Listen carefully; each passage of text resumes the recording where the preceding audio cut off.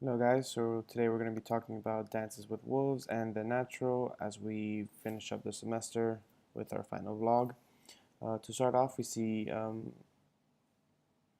Kevin Costner, who actually plays the role of the first Lieutenant Dunbar, and we first see him as this Civil War this soldier in the midst of the Civil War, and as he sacrifices his life for peace.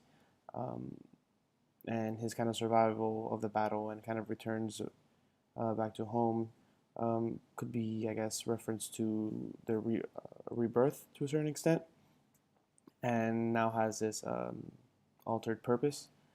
We first see Dunbar as an American hero, incorporating his kind of being a brave soldier, with the help of music in the background. And the music kind of plays this big role of emphasizing his importance in the film.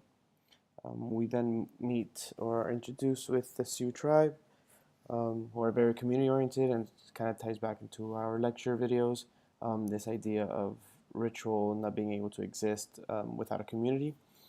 So this tribe initially isn't fond of Dunbar. We see him kind of take the horse, steal their food, right up until this scene where Dunbar finds stands with a fist and kind of returns her back to the tribe.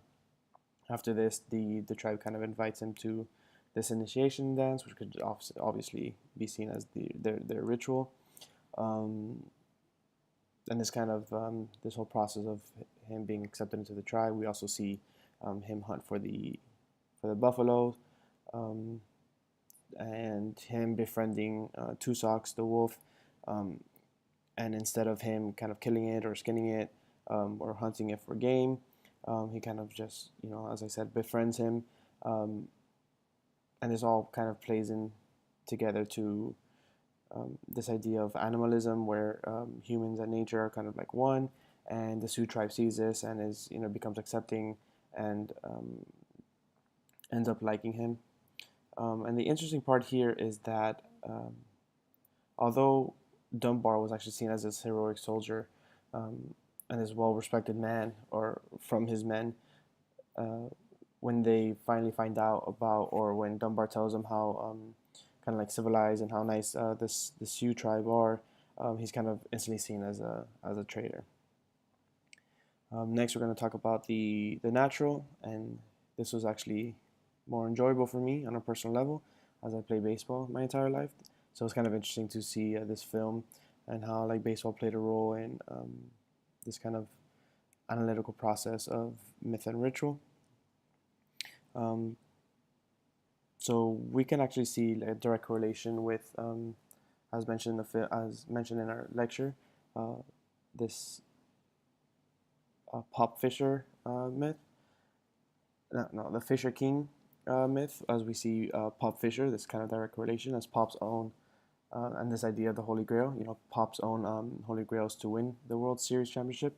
Um, and then we also see this representation of Percival and Roy Hobbs, who, just as Percival falls in love with the idea of becoming a knight, we see Roy falling in love with being a baseball player, professional baseball player. And both their journeys as being kind of like this, this I guess period of time of them being their selfish self. We see Roy, who just really wants to break all personal records and all the records in baseball, and then he finally realizes what a baseball player is supposed to do and what they're supposed to be, a little too late, and kind of faces his ending there. And as a Fisher King's, we also see as a Fisher King's hand are wounded in the theory and in the myth. Pop's hands are also said to be wounded, or described to be depicted as being wounded, as he has a athlete's feet to the hand. This super rare condition.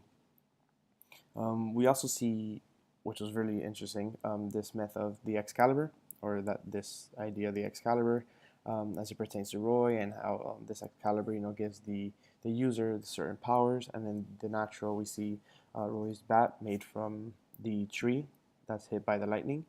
Um, so he kind of makes his bat, and then this bat actually gives him the powers to hit like any of the pitches, and then without it, he kind of gets into this terrible slump. Um, and lastly, which this was pretty cool too to see, was Roy, I guess, as the king of vegetation. We see him walk into the field and it's super dry and there's all like, I guess, like the dead grass and stuff, and he gets his first hit, and then it begins to rain. It rains for 3 days, and then the grass turns green, and it looks like a brand new field. So I thought that was pretty cool to see. That's pretty much it. Till next time, or next semester, actually. Thanks for listening.